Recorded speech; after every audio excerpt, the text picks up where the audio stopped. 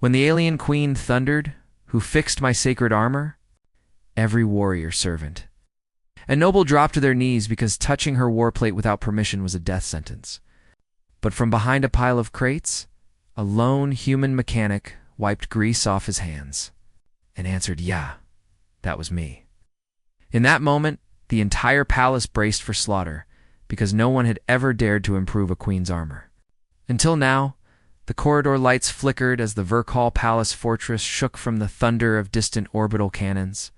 Servants scattered like terrified insects. Guards bellowed orders in a dozen guttural dialects. And the scent of molten alloy lingered in the air. In the center of the throne hall stood Queen Kareshtal of the Vrax Dominion, 10 feet tall from crown to heel.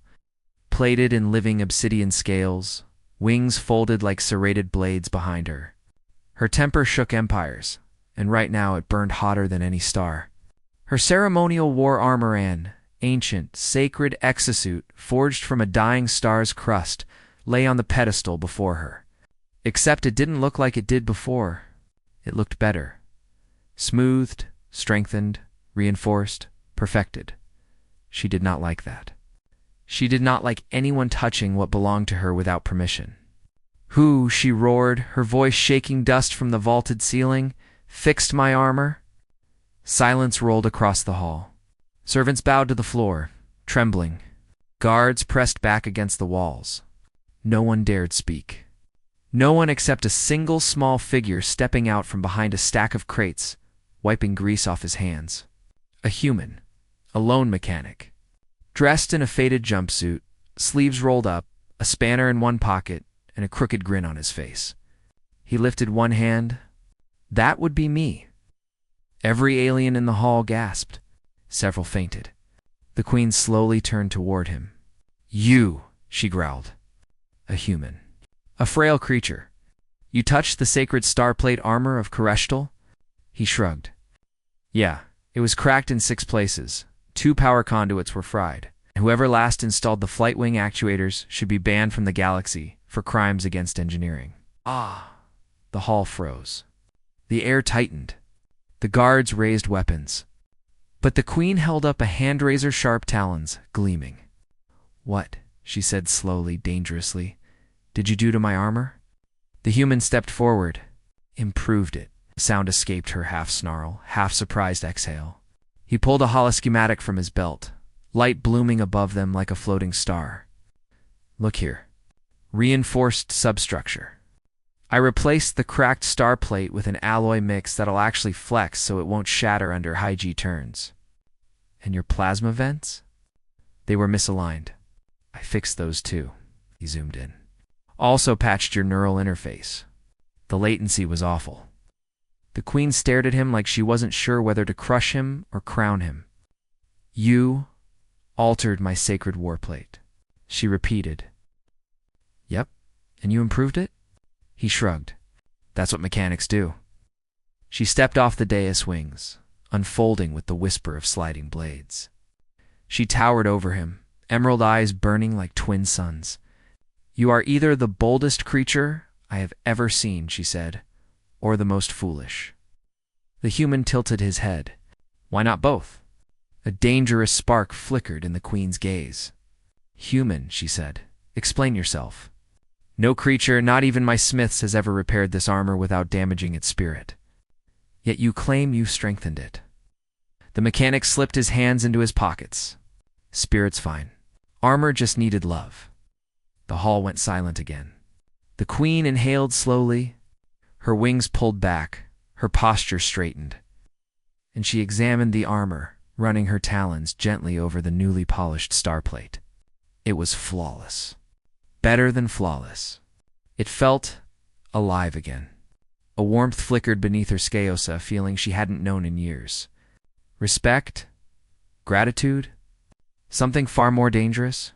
She turned to him. "What is your name, human?" "Evan Cole," he replied. "Mobile mechanic. Class C license." Then he grinned. "But I do class A work." The queen stepped closer, her shadow covering him entirely. "Your craftsmanship is worthy of a Dominion master forge." Evan raised an eyebrow. "Is that good?" She bared her fanged smile. "It is the greatest honor my people give," the guards murmured. Some shouted protests. A few even recoiled because the queen only bestowed such titles on warriors, not soft-skinned humans with tools and jokes. But Corestal ignored them all. She leaned down, bringing her face inches from his. "I have destroyed generals for less insolence," she whispered. "Yet you speak to me as if you fear nothing." Evan wiped a smudge of grease from his cheek. Fear never fixed anything. Her eyes widened, just slightly. A crack in her iron facade. Then, slowly, she laughed. A deep, resonant, terrifying sound. "You interest me, human." The hall shook again, this time from nearby explosions. The enemy fleet had breached the outer shields. A guard rushed forward. "My queen." "The Ketherun fleet pushes toward the central citadel. Your armor is needed immediately." She turned to Evan. "Will it hold?" "Tested it myself," he said proudly. "If you break it again, that would impress me." Her wings snapped open, a storm of power ripping through the hall. She lifted the armor and stepped into a teach-piece ceiling around her with a satisfying, powerful click.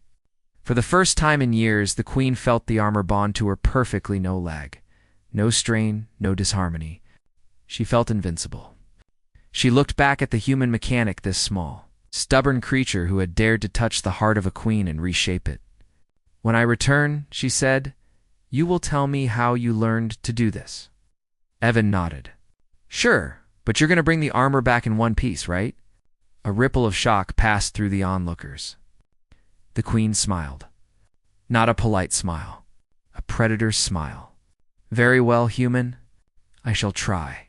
She strode toward the launch deck but paused. "Evan Cole, yes, your majesty."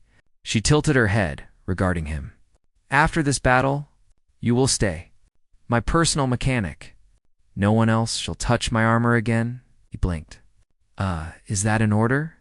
"It is," she said softly, wings glowing with power, "and a promise."